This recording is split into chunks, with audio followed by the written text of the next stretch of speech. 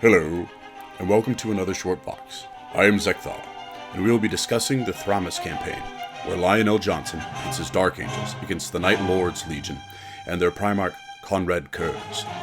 This is the first part of a 3-series event, which starts with what the Lion was doing at the upstart of the Horus Heresy, then moving into the Imperium Secundus, where we meet up with Rabute Guilliman and Sanguinius.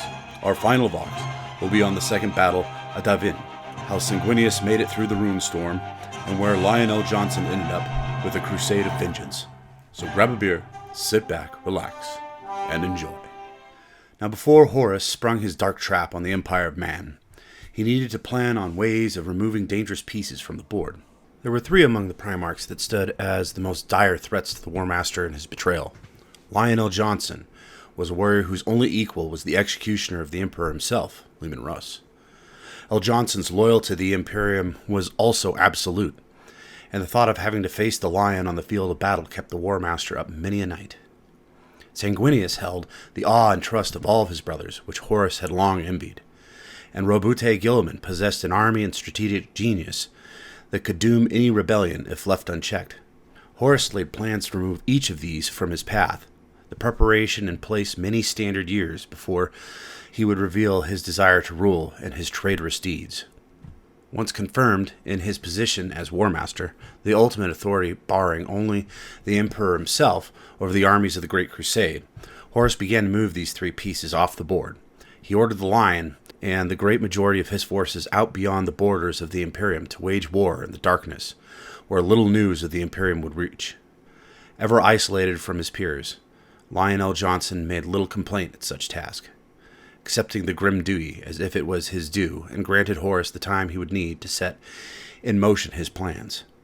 Sanguinius and his Blood Angels would likewise see orders from their new War Master, sending them to the far corners of the Imperium, not simply led astray but trapped by secrets the War Master had long kept in readiness. The system of Cygnus had been crafted into a killing ground by the powers of chaos, in which the Blood Angels would fight and die alone, or pledge their very souls to the War Master and his allies in the warp. And Guilliman? Well, I mentioned how Horus dealt with him in the last 2 voxes, with the Kulth atrocity.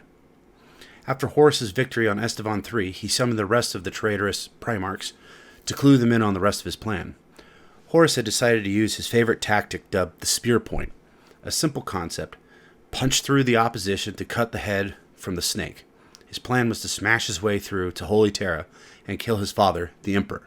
He sent Lorgar to eliminate the Ultramarines, and Sanguinius was bogged down in the Cygnus campaign and could not withdraw to his homeworld, Baal, to gather the rest of his forces. Unfortunately for Horus, his traitorous deeds had reached through the farthest depths of space, and when they reached the ears of the Dark Angels, Lionel Johnson finished mopping up in the shield worlds of the Gordanian leagues, packed his bags, and began to move against the traitor. In response, Horus sent Konrad Curze, the Night Haunter, along with his Dark Legions, to the planet of Sugulsa in the east, covering his flank and keeping the Dark Angels at bay long enough for the Spear Point to thrust into Terra. The Night Haunter's fleet, augmented by the entirety of the Legio Ulricon, a traitor Titan legion, departed. The Night Lord's terror troops would begin a campaign of genocide against the imperial strongholds of Heroldar and Thramas star systems. That, if not taken, would leave the flanks of the War Master coming strike on Terra vulnerable to attack by the Loyalists. The Thramas system was of particular importance, as it comprised a number of Mechanicum Forge worlds, whose loyalty still belonged to the Emperor. It was here that Lionel Johnson and his Dark Angels did bloody battle against the Night Lords. Following 2 Terran years of bitter fighting, and the extensive losses on both sides, Lionel Johnson sought nothing less than the utter annihilation of the Night Lords and their unstable Primarch. In an attempt to sway his brother, the Lion, to Horus's cause, Konrad Curze, the Night Haunter, had left a deep void beacon in the patrol path of one of the Dark Angel's Outrider vessels. The beacon was set to transmit coordinates in advance, so that the 2 Primarchs could meet and parley on the planet of Sugulsa. The Night Haunter wanted to break his former brother, either mentally, physically, or both, to obtain his objectives. The Primarchs were escorted by 2 warriors from their personal honor guards to the parley. The meeting began amicably enough between the 2 as they conversed with relative civility. This lasted only until the Night Haunter slandered the line, and in return, L. Johnson punched his brother in the face. This meeting further degenerated into an all-out brawl between the two sides. Curze managed to get the upper hand and began to strangle the life out of L. Johnson. Fortunately, Corswain, one of the lion's bodyguards, ran his sword through the Night Haunter's back, thus saving his primarch's life and rendering Curze comatose. Eventually, both legions sent reinforcements in response to the incident. Each side dragged away their respective primarchs from the scene of the combat. Both survived the brutal confrontation and went on to continue the contest between their legions for control over the Aegis subsector. Now, during this conflict, I must note that Lionel Johnson came into possession of a warp drive known as the Tucholsha engine. This device was part of a triumvirate of similar sentient devices, another being the Ouroboros, and the third, unnamed engine, which when combined could create temporal rifts that bridge space and time. On its own, the Tucholsha was capable of precise and extremely efficient warp jumps. Using this new warp engine, Lionel Johnson set an ambush for the Night Lords. The Dark Angel struck the Night Lords' fleet while it was in transit across the subsector that saw the back of the Night Lords' legion broken, and their Primarch mortally wounded after having faced his brother L. Johnson once again in mortal combat. Thanks to the skilled coordination and superb execution by the line, the entirety of Legio Ulricon's fleet was annihilated, causing their doomed vessels to spill their deadly cargo of Titans into space, which caused devastating losses to the Night Lord's fleet. The result of this disaster was the loss of a dozen of the 8th Legion's capital ships and approximately 1/4 of their Legion fleet. Unfortunately, the remainder of the Night Lord's fleet fled the Dark Angel's wrath, while the recently recovered Konrad Curze, his first captain Iago Sevatarion, and an elite Night Lord's Ultramontar Terminators led a desperate boarding assault action upon the Dark Angel's flagship, the Invincible Reason. This assault resulted in the death of all but a dozen of the Night Lord's Ultramentar, and the capture of Sevatarion and the remaining survivors.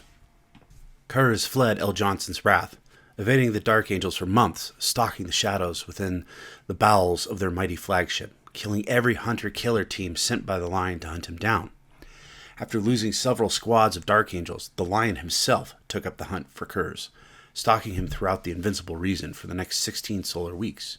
However, he could never find his elusive brother Primarch, and at some point the remaining Night Lord's captives somehow managed to effect an escape and fled into the void. Although the Night Lords suffered a devastating defeat and the complete loss of the Legio Ulricon and its precious Titans at the hands of the Dark Angels, their overall mission of protecting Horus's flank and delaying the Dark Angel's reinforcements of the Loyalists' efforts to protect Terra was considered a strategic success by the War Master. The 3-year campaign delayed the Dark Angels long enough that by the time they defeated the Night Lords and arrived at the siege of Terra nearly 5 standard years later, the conflict was already over. The remnants of the Night Lord's Legion eventually regrouped in the eastern fringe of the galaxy in the final years of the heresy. They then conducted a massive campaign of genocide and terror across the worlds of the eastern fringe, the likes of which have never been seen before or since. The Legion acted upon the increasingly self-destructive impulses which drove its heretic Astartes. Much as such impulses drove their Primarch. With the torrential runestorm raging, blocking out the light of the Astronomicon and causing warp travel to be all but impossible, the Imperium was effectively cut in half during much of the Horus Heresy following the Battle of Kolth. The Dark Angels came to the realization when they were unable to return to Terra to assist in its defense, even with the use of the Tucholsha engine. Miraculously, they managed to lock onto the beacon of a strange alien device known as the Pharos on the world of Sotha, which guided the First Legion fleet safely through the warp and to the realm of Ultramar's capital world of Macragge. There they were greeted by Roboute Guilliman and Sanguinius, whose Blood Angels Legion were also guided to the realm of Ultramar by the Pharos. As for Konrad Curze, he remained hidden in the bowels of the Lion's flagship until they landed on Macragge, where he made his escape and became a thorn in the side of the Imperium Secundus. And that is where we leave, my friends. Join me next time as we discuss the failure known as the Imperium Secundus. Feel free to like and subscribe. Until next time, this is Zeckthar, signing off.